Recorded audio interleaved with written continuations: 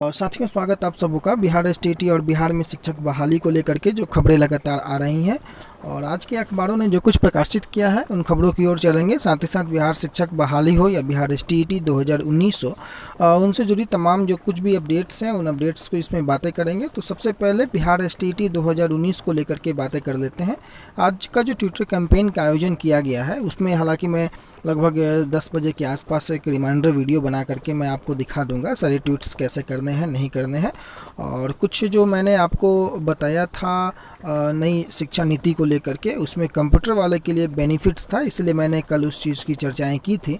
आप उससे भी कंटेंट लेकर के जो है उसे अटैच करेंगे। वैसे मैंने भी कुछ प्रयास किया है, अगर हो पाता है तो मैं आपको 10-11 बजे के आसपास वीडियो बनाऊंगा तो कुछ कंटेंट डालने का मैं प्रयास करूंगा। लेकिन आप ध्यान रखेंगे कि आप 11 बजे से पहले इस हैशटैग को आप प्रयोग ना करें। और हैशटैग आप देख सकते हैं कि जो यहाँ पर लिखा हुआ है इसी हैशटैग को आपको आगे बढ़ाना है, BSTT19, ठीक है। दूसरा कोई हैशटैग आपको यूज नहीं करना है। तो ये आज के लिए छोटा सा इन्फॉर्मेशन, बाकी 10 बजे इस पे हम लोग डिटेल चर्चाएं करेंगे।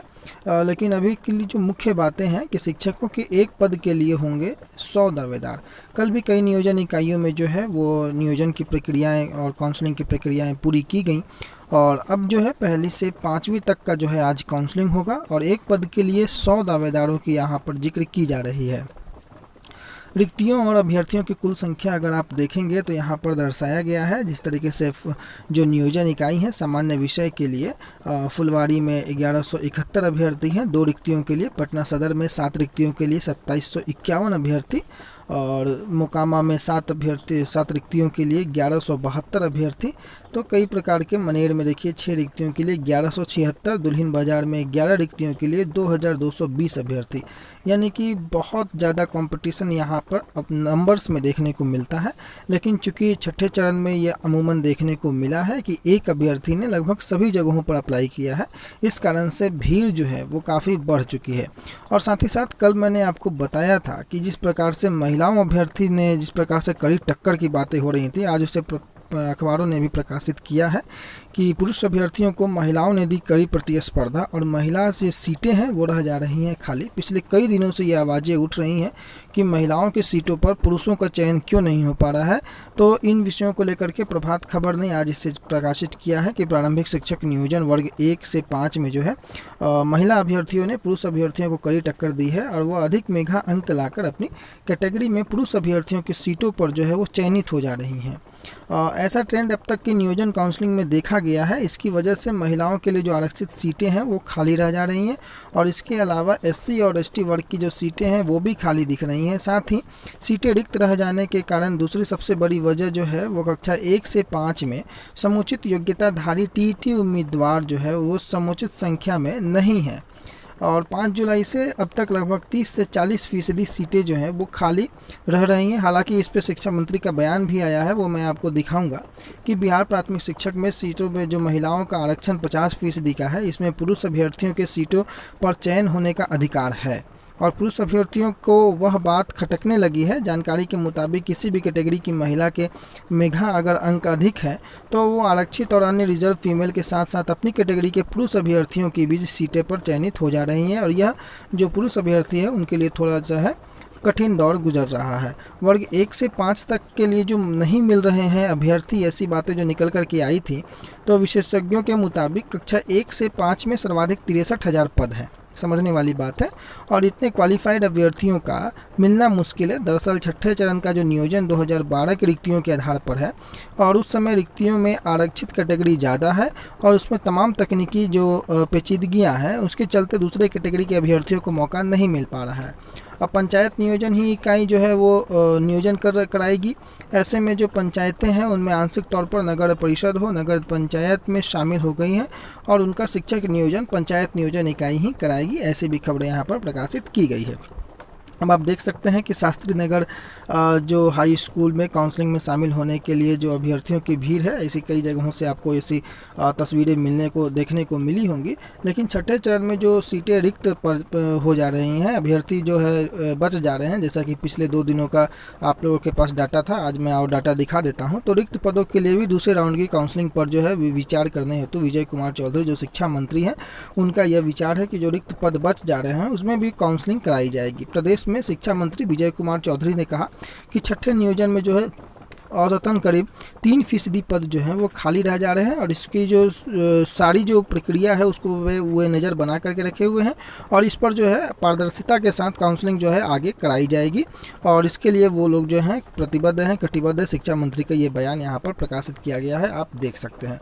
तो इस खबर में छठे चरण के शिक्षक नियोजन के चौथे दिन यानी कि चौथा दिन था कल गुरुवार को आज 10 नियोजन इकाई के अंतर्गत 1 से 5वीं तक के लिए काउंसलिंग होगी, और पटना जिले की लगभग 10 नियोजन इकाई में 169 रिक्त पदों के लिए 16,409 अभ्यर्थी जो है वो काउंसलिंग के लिए इनको बुलाया गया है। यानी कि एक पद के लिए अगर आप देखें तो लगभग 100 अभ्यर्थियों का कंपटीशन है, और 100 रिक्त पदों के लिए 15,506 अभ्यर्थी काउंसलिंग में शामिल होंगे। वहीं उर्दू के लिए जो है 69 पदों के लिए 903 अभ्यर्थी जो है उर्दू के लिए शामिल होने वाले हैं। 69 पदों के लिए काउंसलिंग सुबह आपको पता है कि 11:30 बजे से जो है ये स्टार्ट हो जाएगी, और अभ्यर्थियों को 8 बजे जो है वो काउंसलिंग स्थल पर पहुंच जाना है।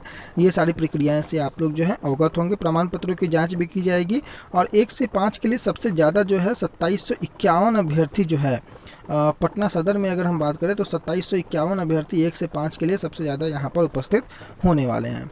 और काउंसलिंग कहाँ होगी वो भी देख लीजिए कि राजकीय बालक उच्च माध्यमिक +2 विद्यालय शास्त्री नगर, पटना हाई स्कूल, ये जो विद्यालय हैं यहाँ पर आपको काउंसलिंग होगी, और यहाँ पर आप देख सकते हैं इसे।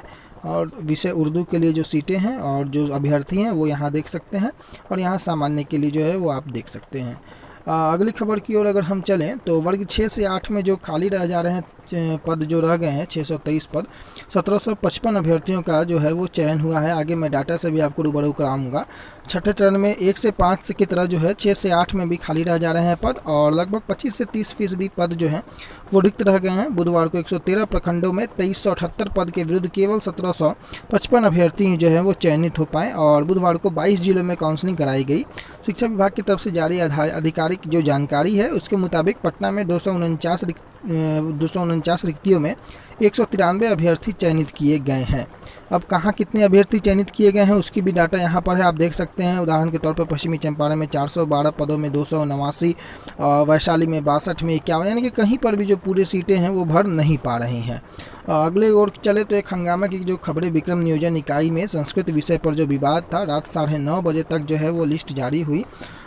इसमें लेकर के विवाद उत्पन्न हुआ। दोपहर में गर्दनी बाग स्थित पटना हाई स्कूल नियोजन सेंटर पर जमकर हंगामा हुआ। और छठे चरण की बातें हैं। शिक्षक नियोजन के तीसरे दिन बुधवार को देर रात राजकीय बालक उच्च माध्यमिक +2 उच्च विद्यालय शास्त्री नगर में हंगामा हुआ, और रात 9:30 बजे के बाद जाकर जिला शिक्षा पदाधिकारी अमित कुमार के हस्तक्षेप के बाद ये मामला शांत हुआ।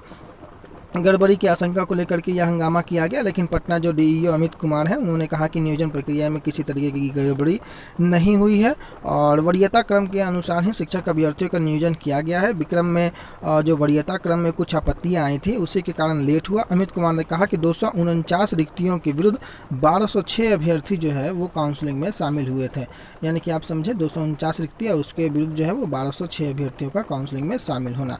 तो ये मुख्य रूप से आज की जो खबरें थी उसको इसमें प्रकाशित किया गया। और जो लोग ये समझ रहे हैं कि छठे चरण में जो सीटें रिक्त हो जाएंगी उसके लिए सेकंड काउंसलिंग नहीं होगी, तो उस पर भी विचार जो है वो मंत्री महोदय के माध्यम से किया जा रहा है। और सीतामढ़ी में अगर आप देखेंगे तो 12 में से 9 सीटें, शिवहर में 75 में से 51, और पूर्णिया में 9 में से 7 जो हैं वो सीटें फुल हो पाई हैं, बाकी सीटें जो हैं वो रिक्त रह गई हैं। तो इन सभी बिंदुओं के साथ आज के प्रमुख अखबारों ने, लगभग सारे अखबारों ने जो है इस काउंसलिंग से जुड़ी खबरों को जो है प्रकाशित किया है, और लगभग यही आज के मुख्य अपडेट था। तो एक बार और आप लोगों के लिए कि भाई ये जो आपका ट्विटर कैंपेन का आयोजन है वो 11 बजे से 8 जुलाई यानी कि आज जो है आप सभी लोग एक दूसरे के साथ मिल करके एक दूसरे को फॉलो करें, और BSTET 19_seat_increase। और इसके साथ ही साथ मैंने जो आपको बताया कुछ अटैचमेंट फ़ोटो का, कुछ मैंने स्क्रीनशॉट भी रखने बोला था आपको, और ख़ास करके जो न्यू एजुकेशन पॉलिसी पे मैं ज़्यादा जोर इसलिए देना चाह रहा हूँ क्योंकि उससे CS वाले जो टीचर्स हैं उनकी बातें जो हैं वो आगे तक पहुँच पाएंगे। तो उम्मीद है है कि सभी लोग इससे रूबरू हुए होंगे। बाकी 10 बजे के आसपास जो वीडियो बनाऊंगा उसमें मैंने डिटेल जो है ट्विटर कैंपेन को लेकर के कि कैसे करना है और क्या आपको लिखना है, किस प्रकार से आप उसे आगे बढ़ा सकते हैं, इन सभी चीज़ों पे एक डिस्कशन होगा और रिमाइंडर होगा, ताकि आप लोग जो है 11 बजे शार्प 11 बजे अपनी बातों को लेकर के सरकार के समक्ष रखने का डिजिटली प्लेटफॉर्म से जो है एक दूसरे का सहयोग करके अपनी बातों को प्रमुखता से रखें। क्योंकि कई संगठनों का भी सहयोग आपके आज के इस ट्विटर कैंपेन को मिला है, इसलिए इस ट्विटर कैंपेन में जी जान लगा करके जो है सफल बनाने का प्रयास करें। मैक्सिमम हो सके रिट्वीट करें, ट्वीट करें, जिनके पास अगर ट्वीट करने में प्रॉब्लम है तो वो कम से कम रीट्वीट करें, वो भी मैं आपको बता दूंगा आगे चल के। तो फिलहाल के लिए यही रखते हैं, अगले वीडियो में पुनः मुलाकात होगी जल्द, तब तक के लिए बहुत ख्याल रखें, धन्यवाद।